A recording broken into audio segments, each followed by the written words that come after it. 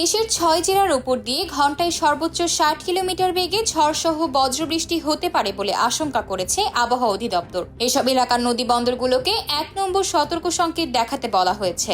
এছাড়া ঢাকা ও পার্শ্ববর্তী এলাকায় আকাশ মেঘাচ্ছন্ন ও হালকা বৃষ্টিপাত হতে পারে। মঙ্গলবার ভোর ৫টা থেকে দুপুর ১টা পর্যন্ত দেশের অভ্যন্তরীণ নদী বন্দরগুলোর জন্য দেওয়া এক সতর্ক বার্তায় এই কথা জানানো হয়েছে। সতর্কবার্তায় বলা হয়, খুলনা, বরিশাল, পটুয়াখালী, নোয়াখালী, চট্টগ্রাম এবং কক্সবাজার অঞ্চলের উপর দিয়ে দক্ষিণ অথবা দক্ষিণ পূর্ব দিক থেকে ঘন্টায় ৪৫ থেকে ৬০ কিলোমিটার বেগে অস্থায়ীভাবে দমকা অথবা ঝড়ো হাওয়া বয়ে যেতে পারে। সেই সঙ্গে বৃষ্টি অথবা বজ্রবৃষ্টি হতে পারে। তাই এসব এলাকার নদী বন্দরগুলোকে ১ নম্বর সতর্ক সংকেত দেখাতে বলা হয়েছে।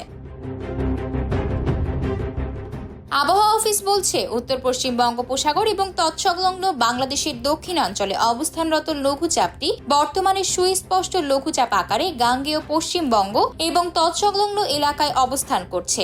মৌসুমী বায়ুর অক্ষের বর্ধিতাংশ পাঞ্জাব, হরিয়ানা, উত্তরপ্রদেশ, বিহার সুস্পষ্ট লঘুচাপের কেন্দ্রস্থল ও বাংলাদেশের দক্ষিণাঞ্চল হয়ে আসাম পর্যন্ত বিস্তৃত রয়েছে। মৌসুমী বায়ু বাংলাদেশের উপর মোটামুটি সক্রিয় এবং উত্তর বঙ্গোপসাগরে প্রবল অবস্থায় রয়েছে। এদিন ২৬ আগস্ট সন্ধ্যা ৬টা থেকে পরবর্তী ২৪ ঘন্টায় ঢাকা, রাজশাহী, খুলনা, বরিশাল ও চট্টগ্রাম বিভাগের অনেক জায়গায় এবং রংপুর, ময়মনসিংহ ও সিলেট বিভাগের কিছু কিছু জায়গায় অস্থায়ীভাবে দমকা অথবা ঝড়ো হাওয়া সহ হালকা থেকে মাঝারি ধরনের বৃষ্টি অথবা বজ্রসহ বৃষ্টি হয়। সেই সঙ্গে দেশের কোথাও কোথাও মাঝারি ধরনের ভারী থেকে ভারী বর্ষণ হতে পারে। ঝড় বৃষ্টির এই প্রবণতা কয়েকদিন অব্যাহত থাকতে পারে।